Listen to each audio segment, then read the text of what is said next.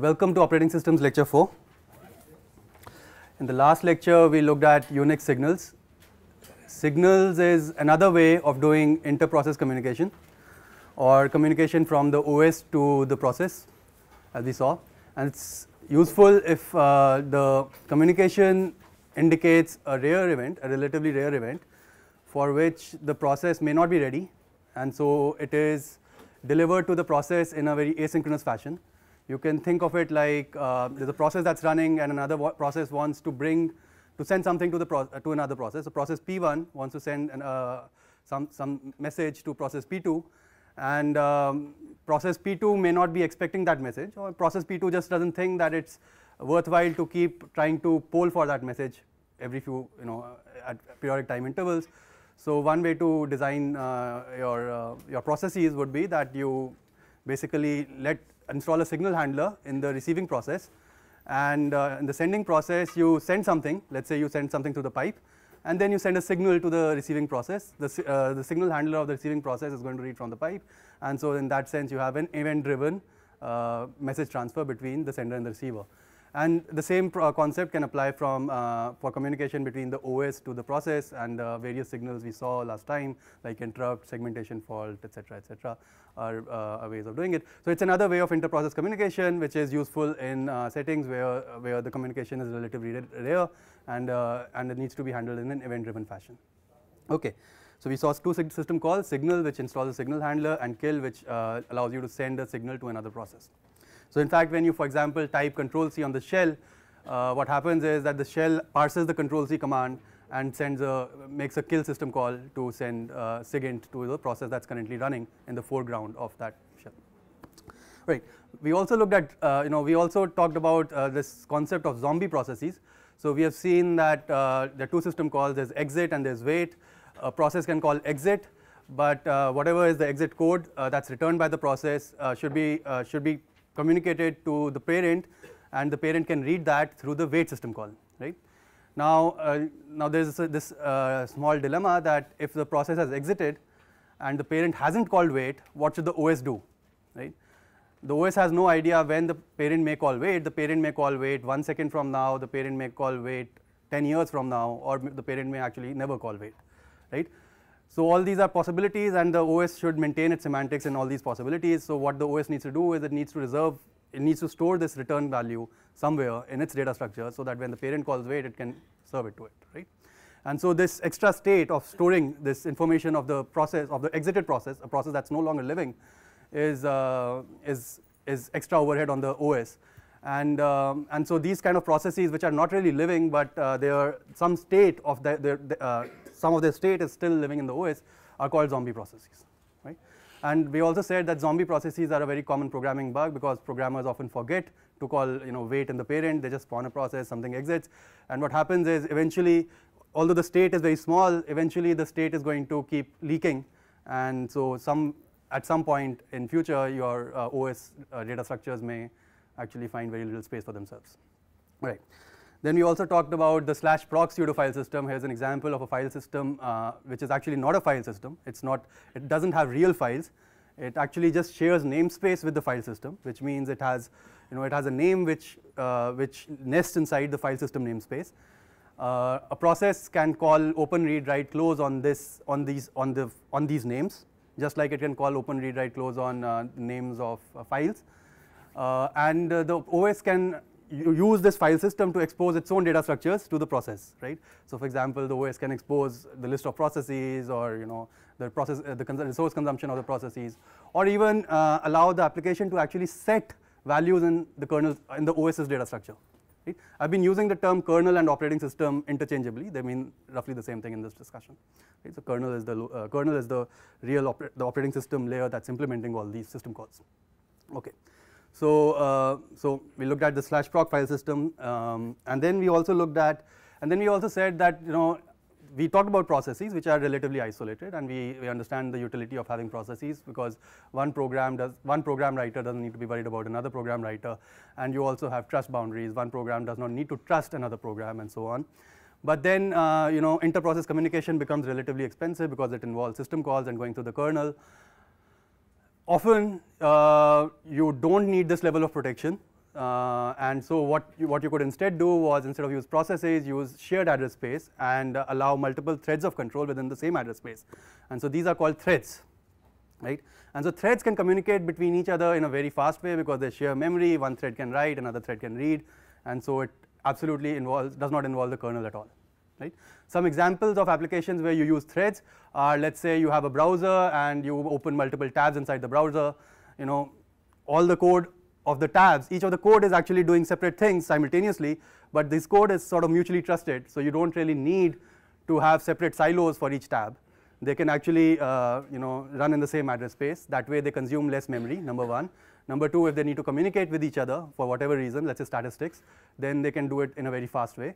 And but what this imposes as a burden on the programmer is that the programmer should be aware that when one thread is running, another thread could be concurrently running on the same memory, and so there should be safety in that sense. And we're going to talk about what kind of safety and how it's ensured later, and that's a very interesting topic in itself. We also said that there are two types of threads. There's user level threads where the operating system is completely blind to what's happening. It actually just looks at a process, but inside the process the user can actually orchestrate his logic in such a way that it appears that there are multiple threads, and each thread can now appear to run concurrently, right? There may not be physical concurrency, but there's logical concurrency when you're doing user level threads, all right? And we also said that actually the system calls that we have discussed so far are enough for the user to be able to implement this layer of abstracting one process into multiple threads, right? And this will be part of your homework problem next week.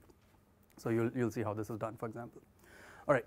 Then the other type of threads are kernel level threads, where you tell the OS that yes, I need threads, and the OS understands threads, basically gives you one address space and allows you multiple threads of control, and that allows you full physical concurrency. If there are multiple CPUs, then these threads can be scheduled simultaneously physically, and also one thread could be waiting on the disk, and another thread could be waiting on the network, and yet another thread could be running on the CPU. All right. So we saw all this. Yes, question. When you switch off the machine, does the zombie processes get killed? Okay, when you switch off the machine, do the zombie processes get killed? Yes. Right.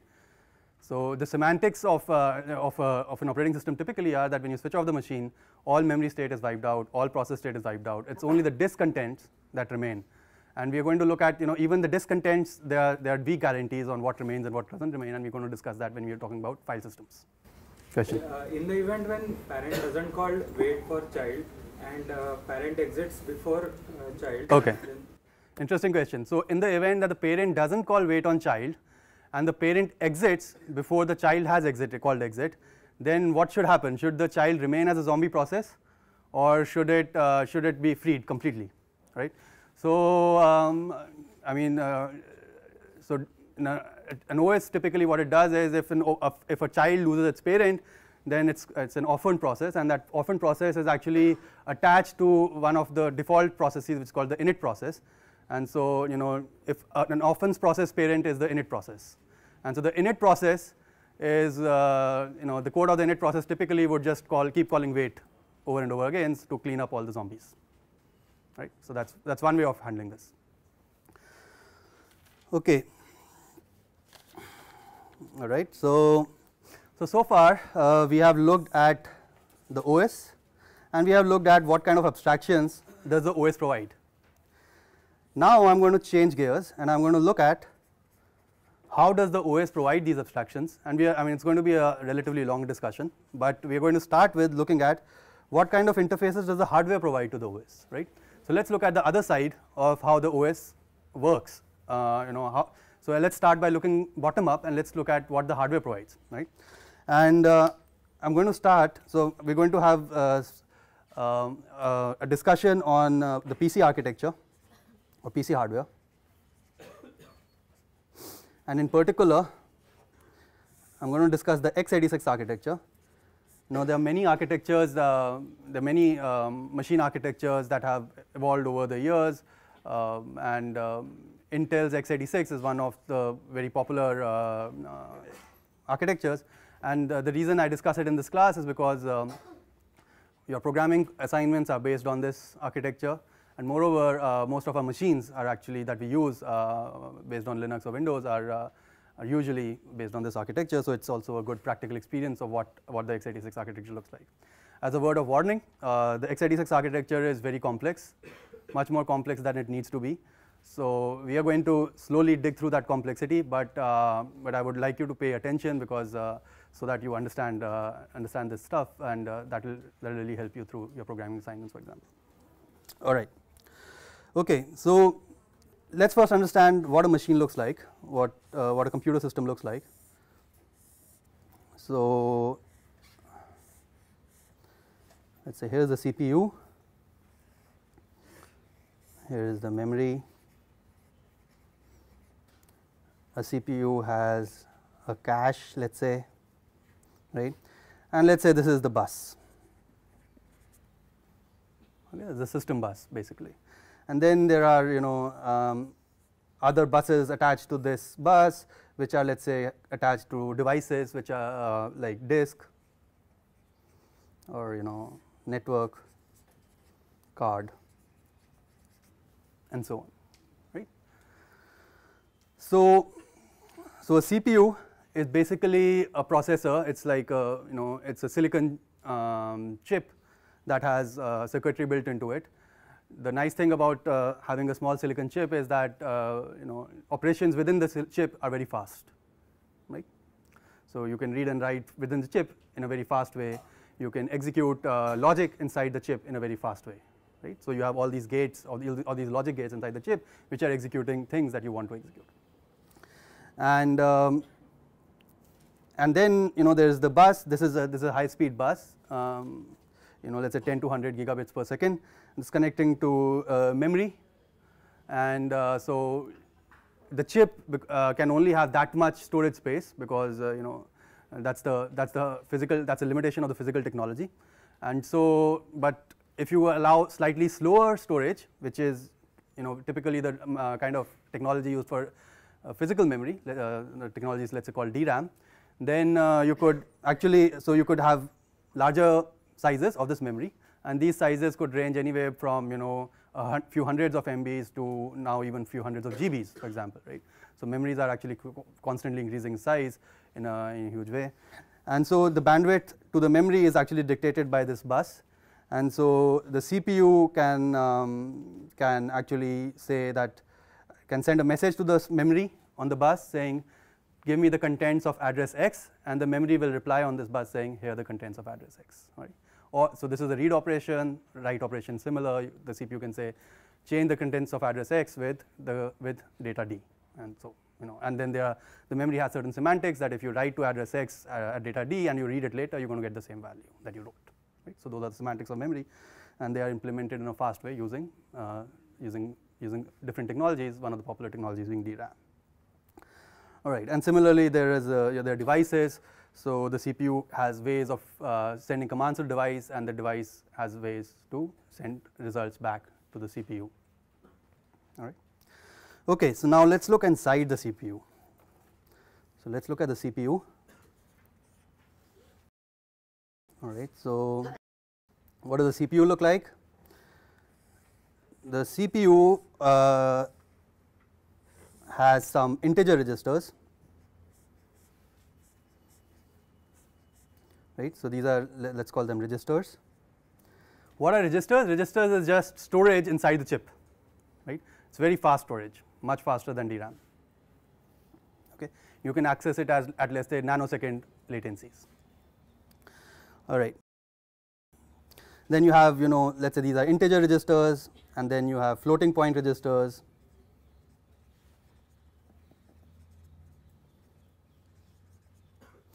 And you have a memory management unit, MMU. What is an MMU? An MMU is basically so the CPU wants to access memory. The memory management unit sits between the instruction that wanted to access memory and the actual physical memory, and does some sort of bookkeeping or translation or access control checks, right? So an instruction wants to access certain physical memory. The MMU is going to do some checking or some translation before it actually sends an address to the bus, right? So some translation between what the instruction says I want to access and what the actual address goes on out to the bus for the memory to read, right? That's MMU. All right, and then modern CPUs actually have multiple of these on single chip, right? So when you hear about multi-core architectures or you dual core processors, etc., it's one chip which has multiple of these inside one. And now you also have some logic to basically be able to communicate between these processors. So I'm going to skip that for now, and let's just talk about a single processor to make things simple. All right. Of course, in this picture, what else remains is basically there's let's say keyboard and mouse, etc. The way typically you would organize a system is you will look at the bandwidth requirements of that particular device. So the bandwidth requirement for memory is typically very high because you may want to read megabytes of data at once, and you want that to happen as fast as possible. Bandwidth requirements for keyboard are relatively very low because how frequently can a user really press a key? It can at most be at millisecond, 1 key per millisecond at most. So you don't need that much bandwidth to the keyboard. So you would probably have a very thin bus to connect to the keyboard or mouse for that matter.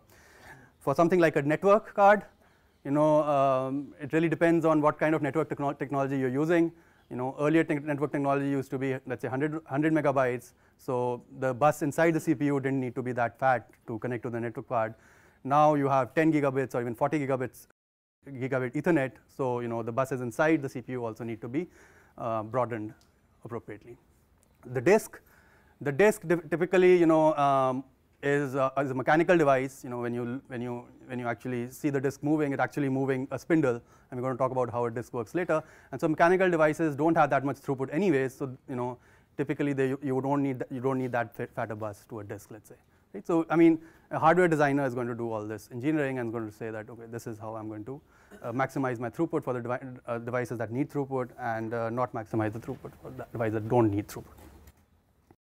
Okay. All right, so we looked at the state inside a CPU.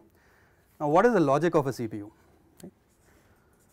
So the way CPUs have evolved is basically that CPUs have divided the logic of a computation into hardware and software, right?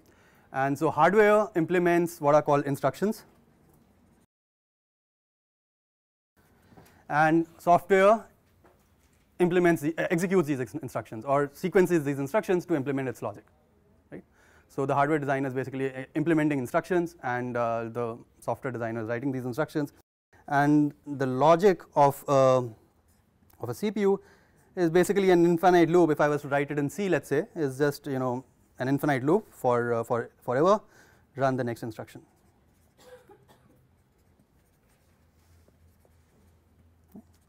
So it just says, what's the next instruction? Run it. What's the next instruction? Run it. That's the logic of a CPU, right? And the software is basically a sequence of instructions that needs to be run, and when it puts it in the CPU starts running those instructions. Sir? Yes. So, but this logic is implemented through the logic gates and finite state machines, or as in, or like actual code is there for this? Okay, so how are these instructions actually implemented in hardware? Are they implemented using logic gates and finite state machines, or is some other sort of software sitting inside the hardware that's actually emulating these instructions? Both are possibilities. There are time and space trade-offs in doing one or the other, and both approaches have been tried. But let's for now assume that these instructions are implemented using logic gates and finite state machines, right? Okay. All right. Okay. So now let's concentrate on the x86 architecture. So x86 architecture has 4 data registers.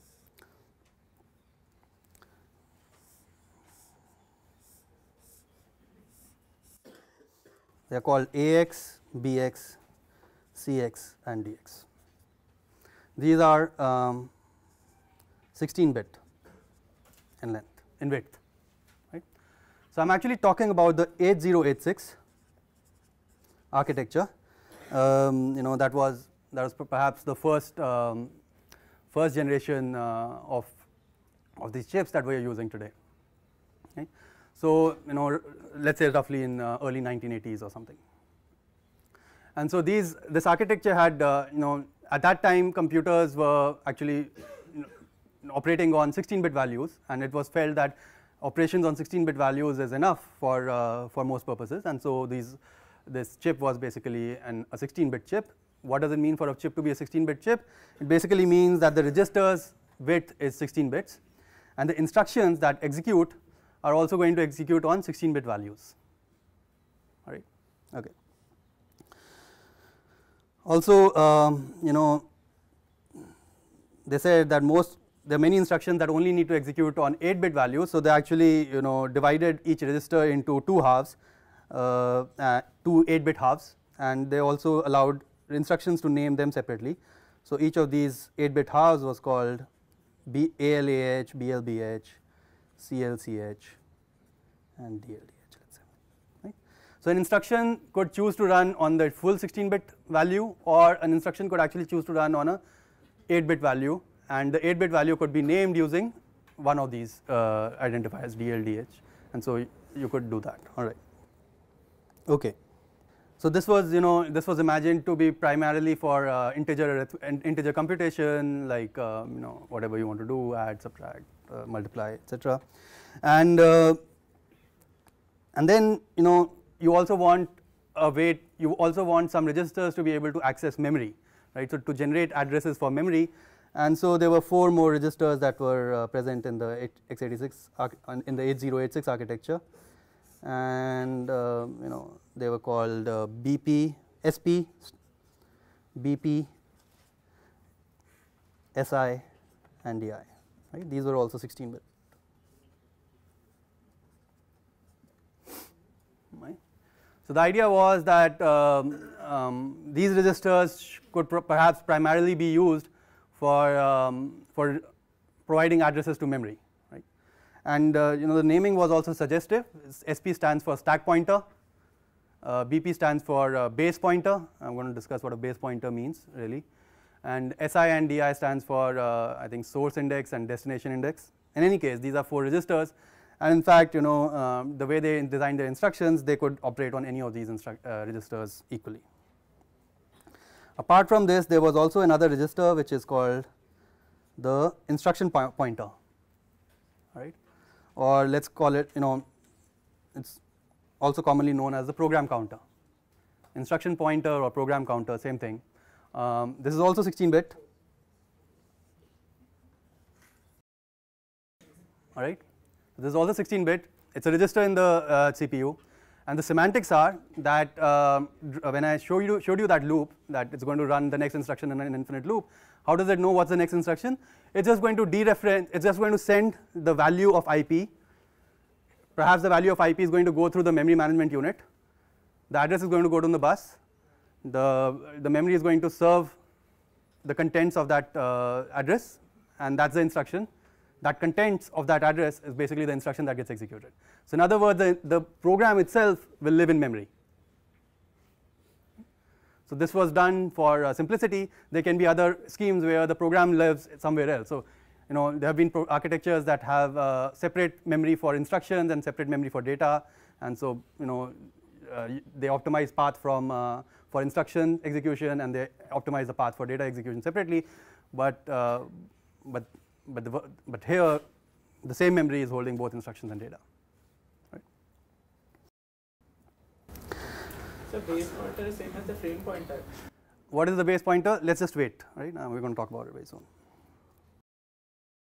All right. The other semantics of IP is that it gets automatically incremented on every instruction execution. So you execute an instruction, IP gets incremented appropriately to point to the next instruction. So that's also part of the logic of the CPU, so that you don't have to have a separate instruction, software instruction. I mean that would not be possible. So right. So I mean to be able to do this for loop, you basically want that the semantics of the instruction pointer that it gets incremented on every fetch of the instruction. All right. Yes, question. Suppose your program wants to access a data that has memory address greater than 2 to the power 16. That how will your program counter will address them? Okay, so what if you wanted to access an instruction that lives inside memory, which is greater than 2 to the power 16, right? In the scheme so far we have discussed so far, it doesn't seem possible. right? Because the address is only 16 bits, and so you can't have more than 2 to the power 16 bytes in memory, assuming a byte addressable memory. So let's for now just assume that the maximum amount of memory that you can have is 2 to the power 16. That's let's say 264 KB, but actually it's not so. 8086 actually allowed bigger memories, and how it allowed so discuss later. But basically it's the MMU, the memory management unit, that allows you to do greater physical memories. All right. Okay. Good. And also the IP gets incremented on every instruction executed on every execution of an instruction. Plus there are special instructions that actually can manipulate the behavior of IP, like the jump instruction, right, or the jump conditional instruction, or the call instruction, or an indirect jump instruction, or a return instruction. So these are all different flavors of instructions that allow you to be able to manipulate the instruction pointer. There is no instruction on x86 that can actually just allow you to write to IP directly, right? If you want to write to IP, you should, if you want to say write value x to IP, the way to do that is to have the instruction jump x, right? So IP is different from all the other registers in that sense. Okay. Right. One more thing. There's another register inside x86, which is called the flags register.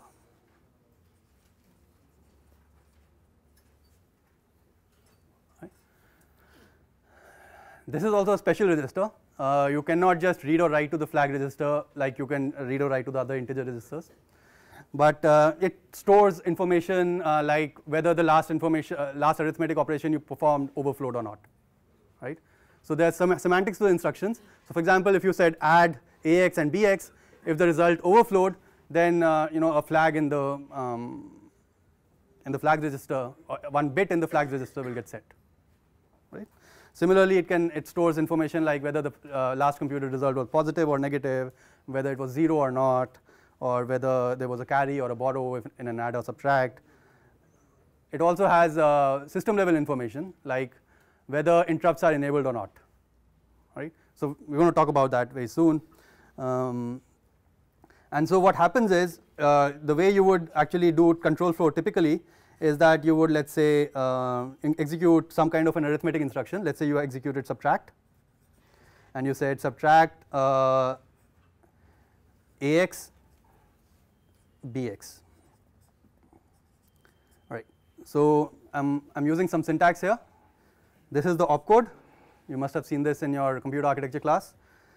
The percentage sign here means that I'm talking about a register, and whatever follows the percentage sign is the name of the register. So I'm saying, the AX register and the BX register, and we are using a syntax called the AT&T syntax for x86. Right? There are two types of syntax for x86. What we are going to use in this class and in the programming assignment is the AT&T syntax. There is another syntax called the Intel syntax. If you read the Intel reference manuals, you're going to find the Intel syntax. But this is more common, and this is what we are going to use in this course. Right. So the syntax says that every register needs to be prefixed with a percentage instruction, and it also says that the first argument is the destination. The first operand is the destination operand, and the second operand is the source operand. And so this instruction means, and there are only two operands for an instruction, for an opcode typically, and this basically means that replace the value in AX with AX minus BX, right? Okay. And now if I want to say subtract BX from AX, and then if the result is greater than 0, then jump somewhere, right?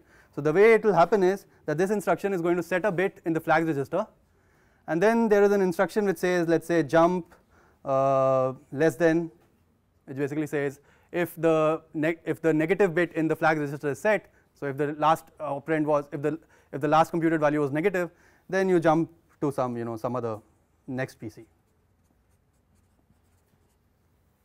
right?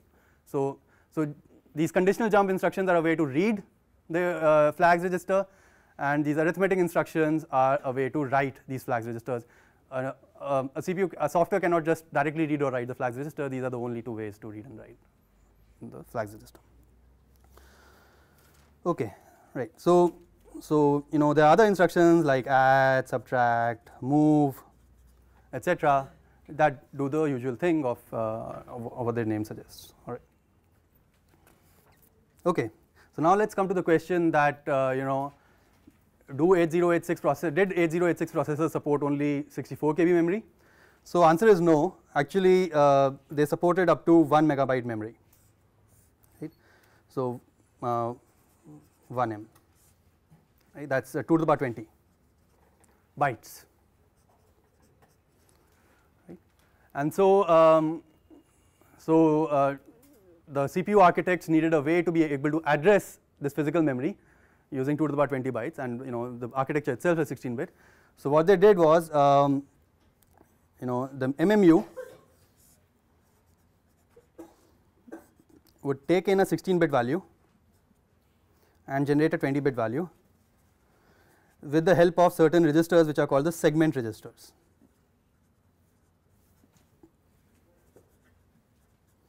Once again, I am talking about a particular architecture, that's 8086. Okay. So how does this work?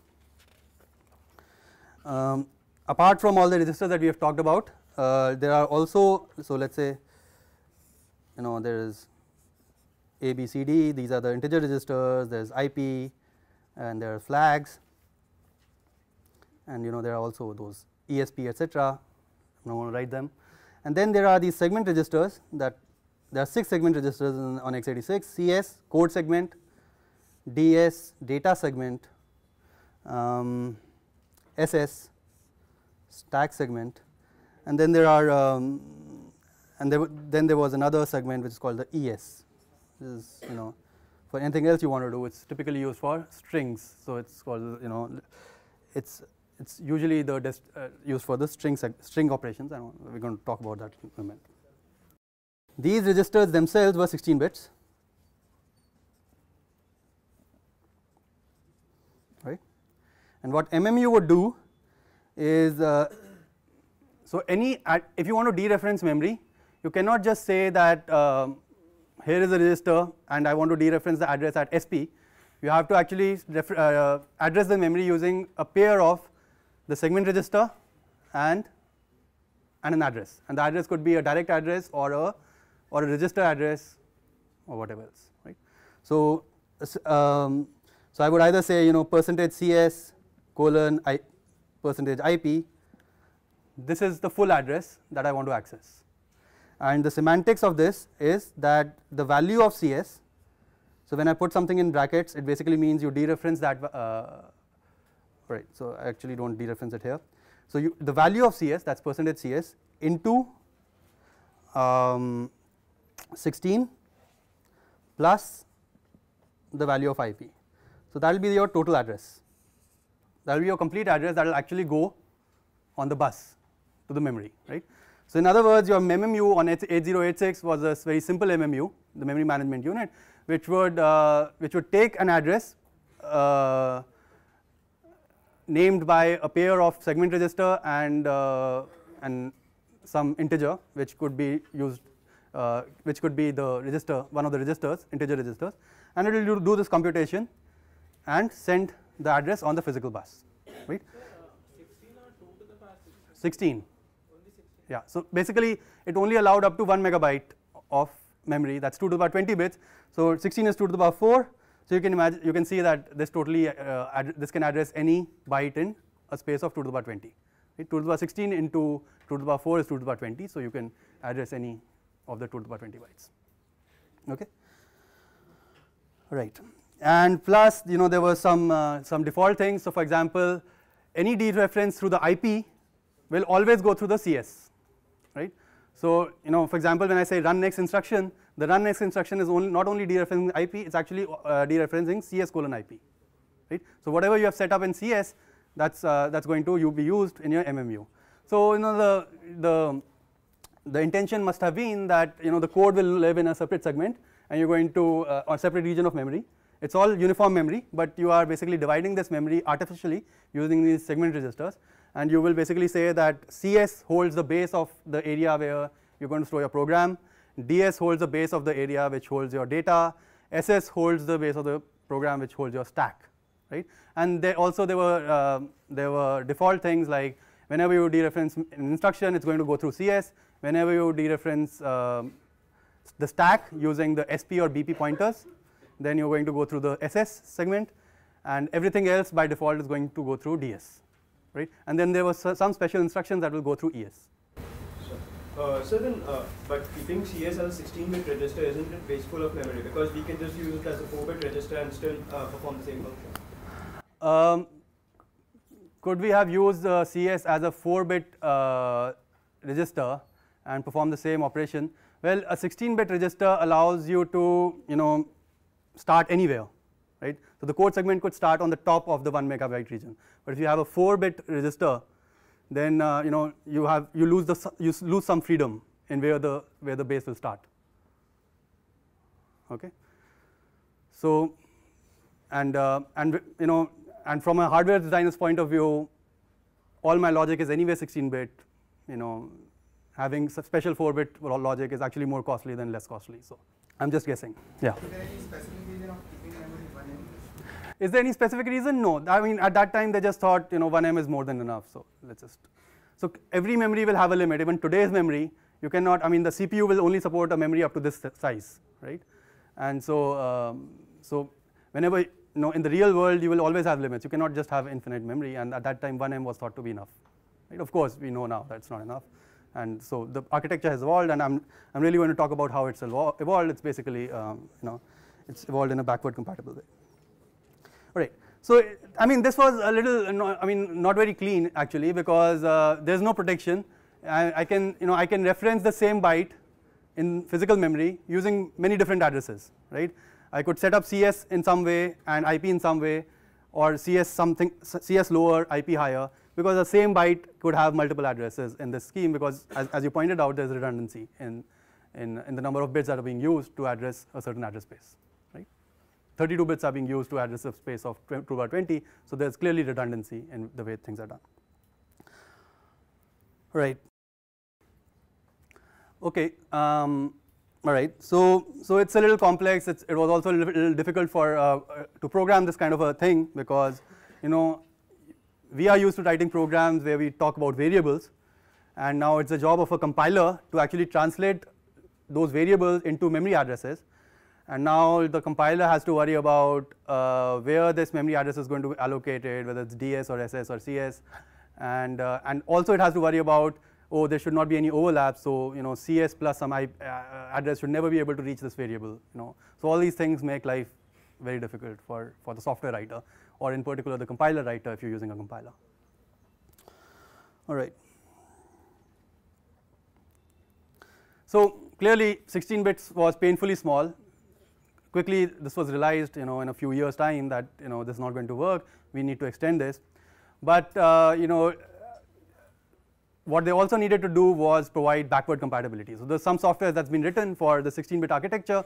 There's been there's some OSs that have been written for the 16-bit architecture, and they have invested in the company, they have bought their processor, they've written software for that processor, and now if the processor gets changed, then they will cry. So what they do is they provide backward compatibility, and the backward compatibility means that when the processor boots, when you power it on a processor, it actually always starts in the 16-bit mode. So if an OS was written for 16-bit, it will just happily run on the 16-bit mode. And then you provide certain special instructions which were actually not present in the 16-bit processor to switch to 32-bit mode, right? So if an OS is actually a 32-bit OS, it will start in the 16-bit mode, and very soon it will call an instruction to switch to 32-bit mode, and now it can run in 32-bit mode. However, if there was an OS which doesn't understand 32-bit, only understands 16-bit, it can still happily run on the old processor. Right? And actually this has continued, and to this day, when we have our chips which are 64-bit, we still, it boots in the 16-bit, and it's a job of the OS writer to, the OS writer is aware that it will always boot in the 16-bit, and now it will execute some code in the 16-bit mode, call a special instruction to switch to 32-bit mode.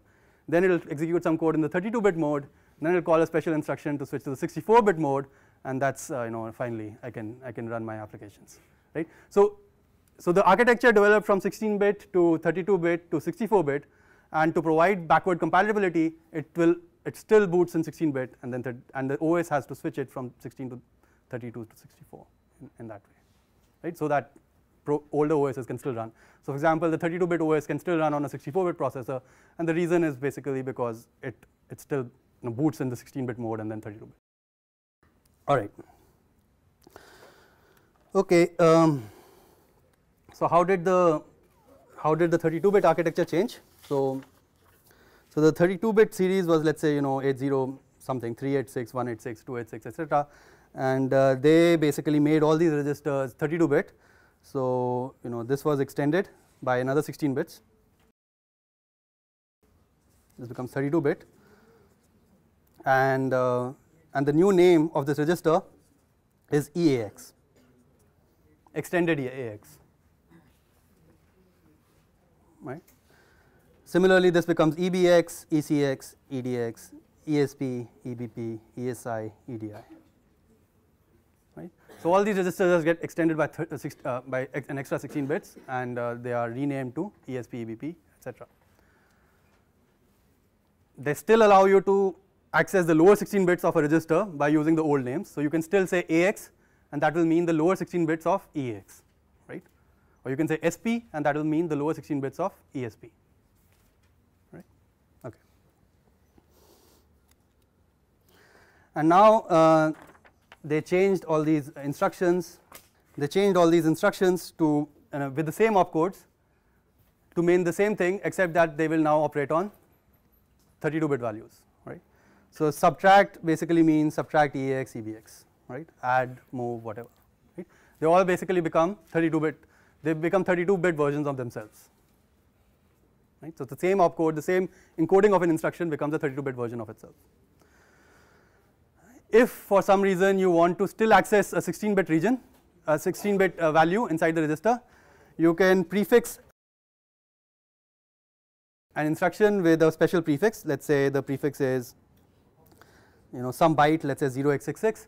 It basically says that treat this instruction as a 16-bit instruction as opposed to a 32-bit instruction. So these are just some things that the designers did. So to be able to maintain both worlds, you can by default everything becomes 32-bit. But if you want to use 16-bit, you can prefix an instruction with this special prefix, and that instruction now behaves as though it's a 16-bit instruction, right?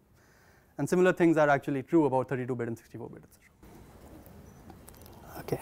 Sir, yes. if you prefix with this 16-bit, the prefix to make it 16-bit, then the operands have to be the older ones. That is the AX, BX, not EAX, EBX.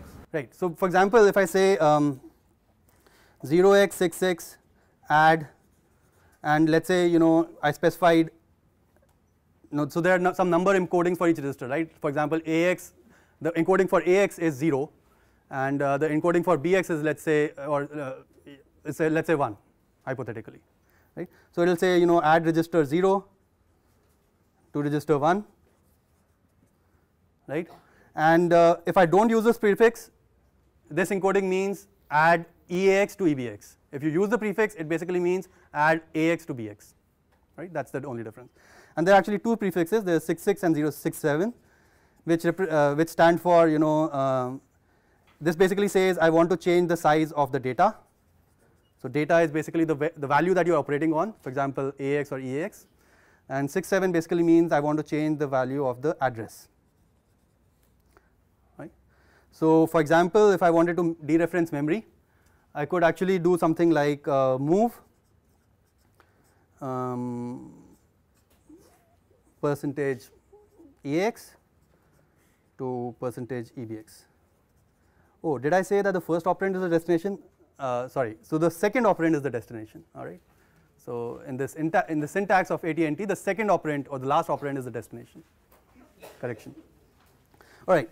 So when I say move EAX to EBX, it's basically going to read the value in EX, dereference it, which means it's going to send that address to the MMU, generate a physical address, ask the memory what to fetch its contents, and the contents are going to be stored in this register called EBX. So that's what's going to happen, right? If I prefix it with 66, what's going to happen is the address still remains 32-bit, but the data becomes 16-bit, right?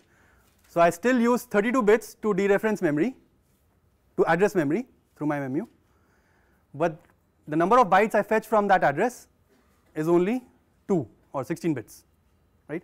So that's what the prefix 66 means. It's basically referring to the size of the data. So if you prefix it with 0x66, let's say, then you're going to you're basically toggling the size of the data on which this instruction is operating. On the other hand, if I use 67, I'm toggling the size of the address, right. In this case, the address is EAX. So now this instruction is going to become move EAX, and if I don't have 66, then it's going to say move AX to EBX. So it's basically saying dereference using AX, but the data still remains 32 bit, right. And if I use both, then both become 16 bit, right. So there are two things. Every instruction will have an address component to it and a data component to it if it accesses memory, and so these two prefixes can toggle either or both. All right. Okay. Yeah. So a lot of detail, but good to understand, good to know once, and then be comfortable about it forever. All right. Let's also understand how an assembler works. So for example, when you write code, when an OS is going to write code, it's going to write some assembly instructions. So it's going to say move something something and so on. So you can tell the assembler that, look, this part of the code is compile this code as 16-bit code, and then you can tell the assembler. So there's a directive called, let's say, code 32, and then you can tell that all future code should be compiled as 32-bit code, right. So for example, if there's an instruction called move AX BX here, and there's another instruction called move AX BX here, I could just use the encoding of this instruction without having to prefix it with anything, right. But here, if I want to use the same instruction, I need to prefix it with 0x66, let's say, right, because it's a 32-bit mode.